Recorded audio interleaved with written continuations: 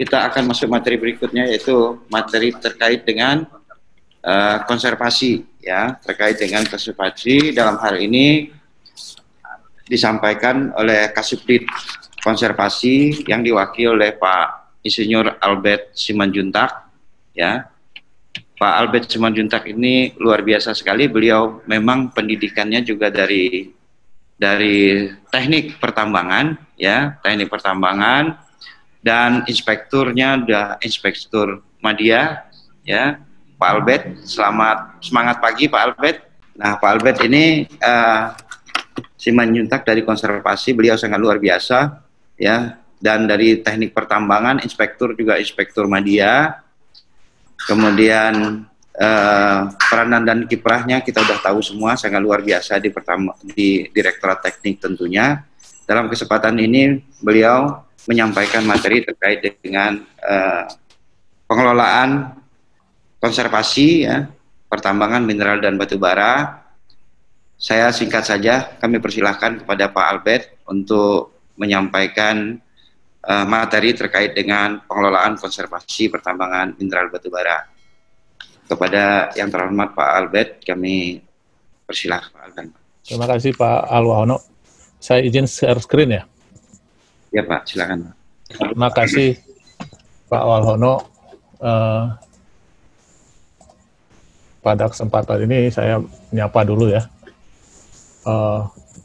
para Pak Direktur APKPI dan para Dewan Pengarah APKPI serta jajarannya, para narasumber webinar nasional APKI, kemudian para direksi KTT, PTL, dan PJO, serta jajarannya, yang terhormat juga para praktisi, akademisi, dan ASN dan inspektur tambang yang hadir pada pagi ini yang saya cintai. Perkenankan saya mewakili Kasubdit Konservasi untuk menyampaikan materi pengelolaan konservasi minerba. Sebelumnya saya ucapkan semangat pagi. Luar biasa.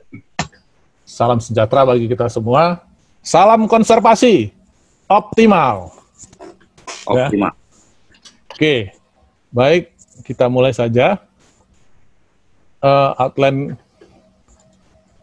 saya pagi ini adalah latar belakang, dasar hukum, ruang lingkup konservasi minerba, kemudian objek konservasi, kemudian pelaporan ya. Seperti kita ketahui ya, Indonesia merupakan salah satu negara yang memiliki sumber daya ya, yang berlimpah dengan berbagai jenis mineral dan batu bara. Meskipun terbatas, tapi perlu dilakukan upaya optimalisasi ya, untuk dikelola secara terukur dan efisien, serta dimanfaatkan secara berkelanjutan untuk sebesar-besarnya kemakmuran rakyat. Pelaksanaan kaidah teknik pertambangan yang baik juga mengamanatkan adanya upaya konservasi minerba, selain aspek teknik dan lingkungan lainnya, seperti keselamatan pertambangan, perlindungan lingkungan, pengelolaan teknis pertambangan, dan usaha jasa standar. Kemudian dasar hukum tadi sudah disampaikan oleh Bu Lana selaku Direktur Teknik Mineral dan Lingkungan, yaitu Undang-Undang Nomor 3 Tahun 2020, perubahan atas Undang-Undang Nomor 4 Tahun 2009, kemudian PP 55 Tahun 2010, selanjutnya Permen SDM Nomor 26 Tahun 2018, Permen SDM Nomor 7 Tahun 2020, kemudian pedomannya Kepmen SDM nomor 1827K /30 2018, khususnya untuk konservasi mineral dan batu bara ada di lampiran 7. Kemudian Kepmen SDM nomor 1806 itu tentang pelaporan ya, format pelaporan dan kajian teknis. Berikut juga Permen 7 tadi disebutkan oleh tahun 2020. Di pasal 3 Permen 26 tahun 2018 tadi sudah disampaikan juga oleh Bu Direktur, perusahaan wajib melaksanakan kaidah pertambangan yang baik, melebihi kaidah teknik pertambangan yang baik, ya, tata kelola pengusahaan tambang baik. Di mana pada kaidah teknik baik tercantum wajib perusahaan melakukan konservasi mineral batubara. Gitu juga untuk pengolahan pemurnian ya, ada di pasal 4. Kemudian kita masuk ke ruang lingkup. Konservasi mineral batubara itu apa? Definisinya yaitu upaya dalam rangka optimalisasi pengelolaan, pemanfaatan, dan pendataan sumber daya mineral dan batubara secara terukur, efisien, bertanggung jawab, dan berkelanjutan. Kemudian kita masuk untuk tahap eksplorasi ya, UPK eksplorasi. Apa aja ruang lingkupnya, yaitu perencanaan recovery penambangan, perencanaan recovery pengolahan, pengelolaan batu bara kualitas rendah, mineral kadar rendah, dan mineral ikutan. Kemudian untuk UPK operasi produksi, ruang lingkupnya adalah perencanaan dan pelaksanaan recovery penambangan, perencanaan dan pelaksanaan recovery pengolahan, pengelolaan batu bara kualitas rendah, mineral kadar rendah, mineral ikutan, sisa hasil pengolahan dan pemurnian serta cadangan marginal. Kemudian pemanfaatan batu bara kualitas rendah, mineral kadar rendah, mineral ikutan, dan cadangan marginal. Kemudian ada pendataan cadangan tidak tertambang dan sisa hasil pengolahan atau pemurnian. Yang acuannya adalah studi kelayakan ya, dan RKAB. Kemudian untuk UPK pengolahan pemurnian, ruang lingkupnya adalah perencanaan dan pelaksanaan recovery pengolahan, pengelolaan sisa hasil pengolahan dan pemurnian, pendataan sisa hasil pengolahan dan pemurnian. Acuan pelaksanaan dan perencanaannya adalah RKAB yang setiap tahun dibuat oleh perusahaan dan disetujui oleh pemerintah. Kemudian kita masuk pada objek konservasi mineral batubara. Seperti tadi sudah disampaikan Bu Direktur, objek konservasi mineral batubara itu ada recovery penambangan, recovery pengolahan, batubara kualitas rendah, mineral kadar rendah, mineral ikutan, cadangan marginal, cadangan tidak tertambang, dan sisa hasil pengolahan. Dan pada tahun 2019 sudah diatur petunjuk teknis dalam Kep Dirjen Minerba nomor 226 tahun 2019 tentang petunjuk teknis pelaksanaan konservasi batu bara dan rangka pengendalian kehilangan dan dilusi pada kegiatan pertambangan serta pengelolaan batu bara kualitas rendah. Kemudian tahun 2020 ada petunjuk teknis yaitu Kedikbud Minerba nomor 182K tentang petunjuk teknis pelaksanaan konservasi mineral dan batu bara dalam rangka pelaksanaan kaedah teknik pertambangan yang baik. Itulah objek-objek konservasi yang perlu pengaturan dan diterapkan oleh para pemegang UP dan IPK di dalam pelaksanaannya di lapangan. Kita masuk objek konservasi mineral batubara untuk recovery penambangan. Apa pengertian di recovery penambangan? Adalah angka yang menunjukkan perbandingan antara produksi penambangan mineral atau batubara dari pit atau run of mine dengan jumlah cadangan mineral atau batubara yang diestimasi pada periode dan lokasi tertentu dinyatakan dalam persen. Itulah pengertian recovery penambangan. Dan sudah diatur ya dalam lampiran 7 Kemen ESDM nomor 87K bahwa perencanaan recovery penambangan optimal pada penyusunan studi kelayakan paling sedikit yaitu untuk tambang terbuka 90%, tambang batu bara bawah tanah 70%, tambang biji bawah tanah 60%, kapal keruk dan kapal isap 90%, tambang semprot 80%. Nah, bila mana pada saat perencanaan tidak dapat sesuai ketentuan di lampiran 7 ini, maka perusahaan harus membuat laporan khusus berupa kajian teknis aspek konservasi minerba yang formatnya terdapat pada lampiran 16F ya di Kemen ESDM nomor 1806. Kemudian pada saat pelaksanaan recovery penambangan tidak sesuai dengan rencana, misalnya di bawah dari 90% untuk tambang terbuka. Apa yang harus dilakukan perusahaan, yaitu melakukan penyampaian kendala realisasi untuk 1 triwulan ataupun pertama ya ke dalam laporan konservasi. Kemudian untuk bila mana 2 triwulan berturut-turut tidak sesuai, maka perusahaan melakukan kajian teknis aspek konservasi minerba, menyampaikan kendala-kendala dan alasan kenapa tidak dapat tercapai sesuai ketentuan yang disampaikan laporannya kepada pemerintah. Dan saat ini dilaporkan dalam aplikasi Miners.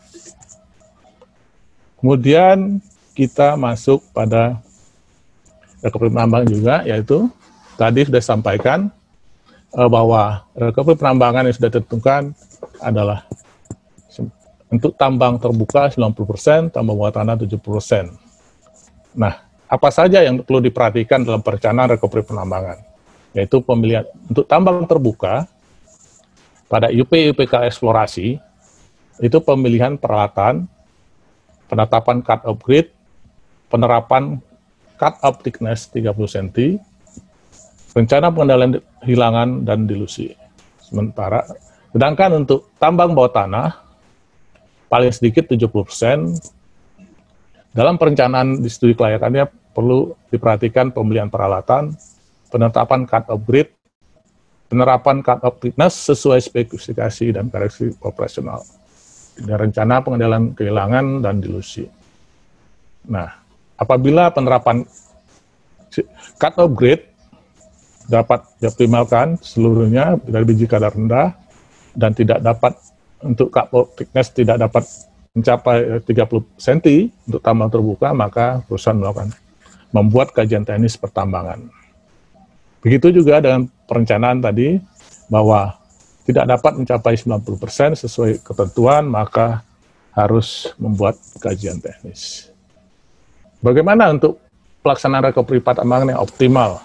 Maka pemegang UP-UPK operasi harus melaksanakan penambangan sesuai perencanaan pada studi kelayakan. Jadi acuannya adalah studi kelayakan. Terus melaksanakan program dan tata cara baku pengendalian analisis dan dilusi, kemudian perhitungan recovery penambangan, dan tadi sudah saya sampaikan apabila tidak optimal 1 triwulan perlu dibuat laporan. Albert, bisa dibikin full screen enggak, Pak? Biar kalau yang ngelihat dari HP agak besar. Oke. Sorry. Ya, terima kasih, Pak. Apabila penambang tidak optimal, perlu dibuat laporan di laporan triwulan konservasi.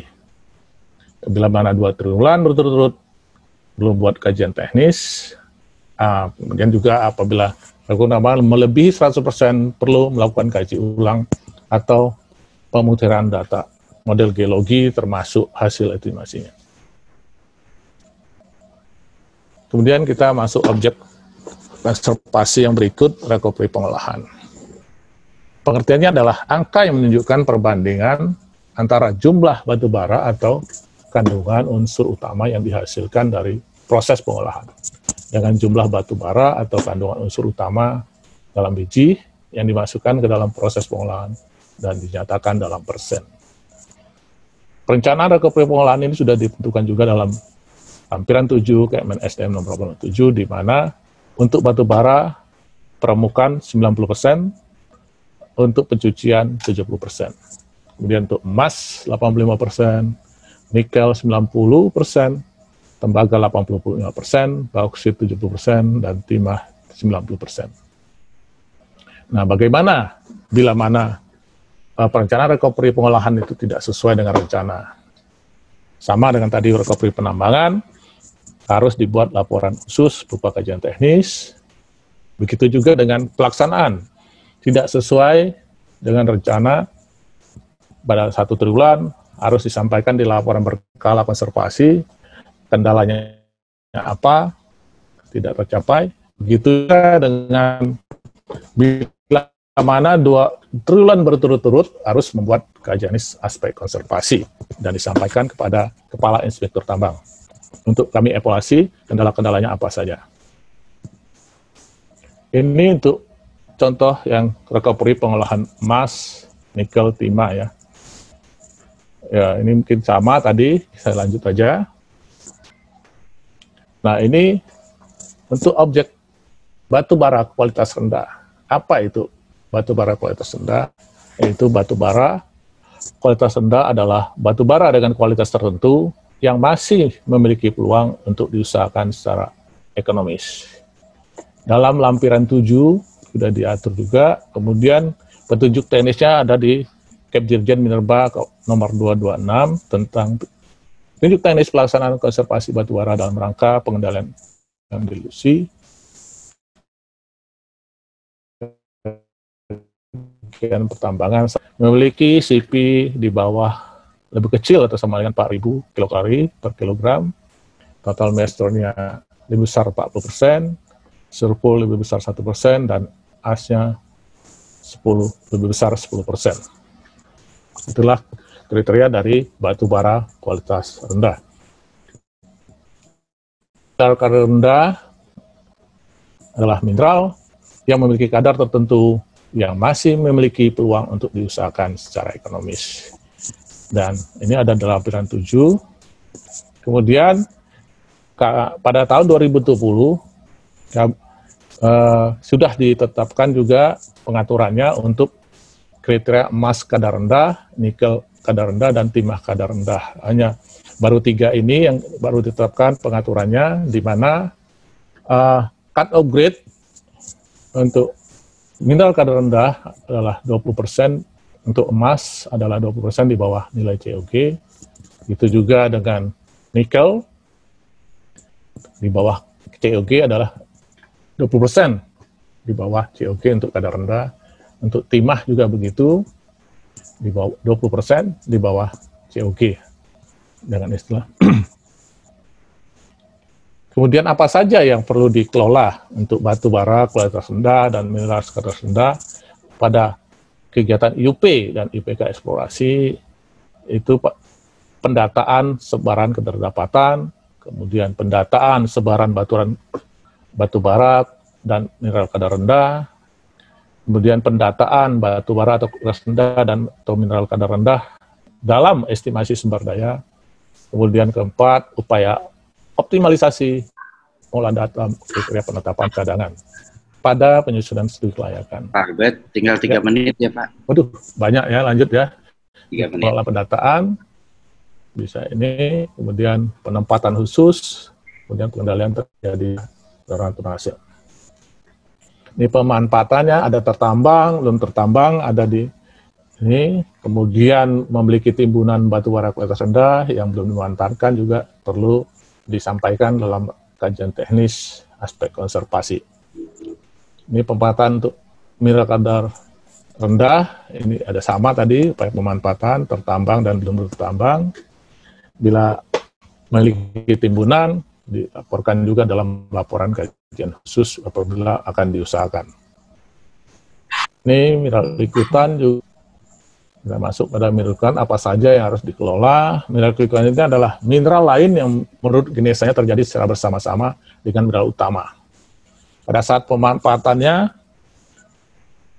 ya, memiliki mineral ikutan tertambang dalam melakukan pemanfaatan, kemudian memiliki ikutan tertambang dan akan melakukan pemanfaatan wajib melakukan ini, pembuatan laporan kajian teknis, itu juga dari sisa hasil pengolahan. Nah, sisa hasil pengolahan. Untuk pengertian dari sisa hasil pengolahan mineral yang kita sudah susun dalam kajian 182 adalah untuk timah, nikel, dan emas adalah material bukan produk yang dihasilkan dari suatu proses pengolahan. Untuk sisa hasil pengolahan batu bara adalah sisa batu bara yang dihasilkan dari proses pencucian atau permukaan atau batu bara yang terdiri dari fine coal, reject coal, dan impurities. Ya. Ini pengelolaan daripada sisa pengolahan untuk IPK operasi produksi, ada penempatan khusus, pengendalian turnase, keekonomian estimasi, kemudian volume dan kualitas. Kemudian untuk cadangan marginal adalah bagian dari cadangan mineral batu bara pada beberapa batas keekonomian pada saat penyusunan studi kelayakan, tetapi masih mempertimbangkan faktor teknis dan ekonomis untuk dilakukan perencanaan. Kriteria cadangan marginal adalah memiliki kualitas batu bara kadar rendah dan kadar rendah, namun volumenya kecil. Ya, kemudian bernilai ekonomis juga terintegrasi dengan proyek sejenis. Terus keterbatasan infrastruktur untuk pengembangan, belum terdapat teknologi dan kendala perizinan. Pengertian cadangan marginal juga terdapat dalam Kode KCMI ya 2017. Kemudian juga pada Kep Dirjen 182 merupakan petunjuk teknis di mana bagian dari cadangan mineral dan batu bara terkira yang berasal dari sumber daya terukur yang berada pada batas keumuman pada saat penyusunan studi kelayakan, tetapi masih terdapat ketidakpastian pada faktor pengubah, baik faktor teknis dan non teknis, untuk dilakukan perencanaan penambangan sehingga status cadangan dapat kembali menjadi sumber daya. Oke. Kemudian di SNI juga sudah dicantumkan juga pengaturan dari cadangan batubara marginal.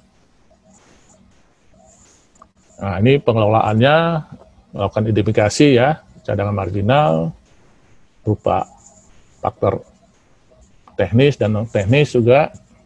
Kemudian ada pendataan dan optimasi untuk cadangan marginal.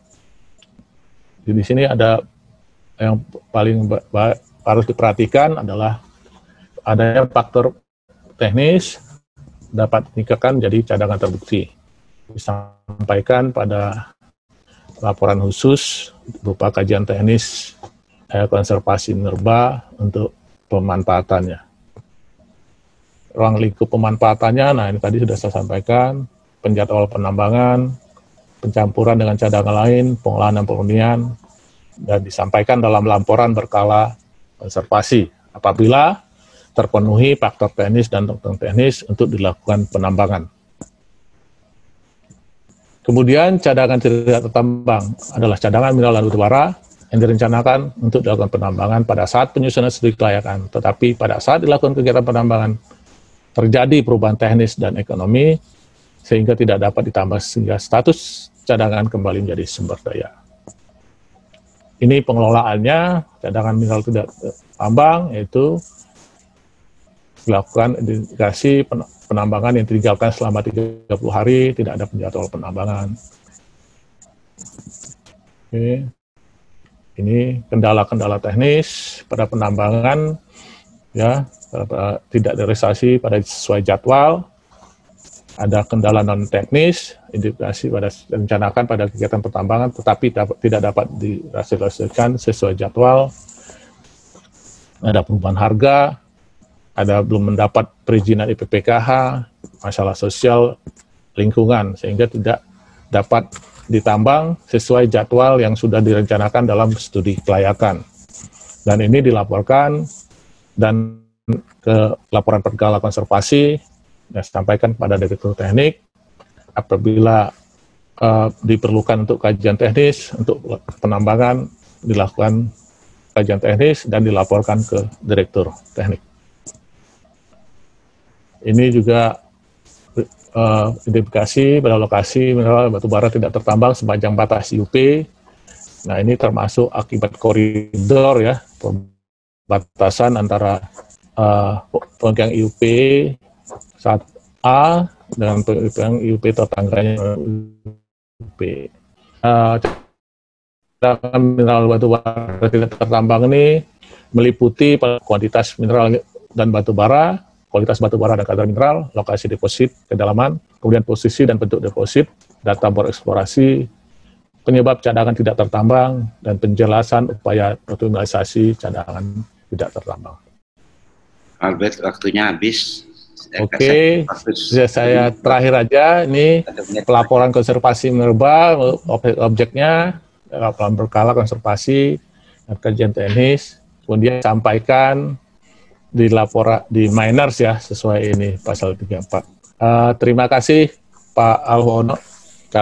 Saya kembalikan Pak Alwono. Oke, terima kasih Pak Albert yang sudah menyampaikan materi secara runtut, walaupun karena waktu yang sangat terbatas ya Pak Albert, tapi secara keseluruhan saya pikir udah jelas, tapi satu tadi ya sebelum kita simpulkan apa yang disampaikan Pak Albert, saya mau mengucapkan salam konservasi. Salam konservasi. Optimal. Ternyata teman-teman semua bahwa dalam prinsip konservasi itu adalah optimalisasi. Bagaimana kita cara mengoptimalisasi mineral dan batu bara. Nah, bagaimana aturan-aturan dan batasan-batasan tadi Pak Albert sudah sampaikan. Kita mulai dari ada Kepmen 1827 di lampiran 7-nya. Kemudian juga ada juknis-juknis, ada 2 juknis ternyata yang sudah ada, yaitu juknis 226 2019 dan 182K 2020. Jadi ini sangat luar biasa. Pak Albert, ini juga ada beberapa pertanyaan, nanti kita sisihkan di akhir ya Pak Albert ya. Oke, sekali lagi Pak Albert, kami mengucapkan terima kasih.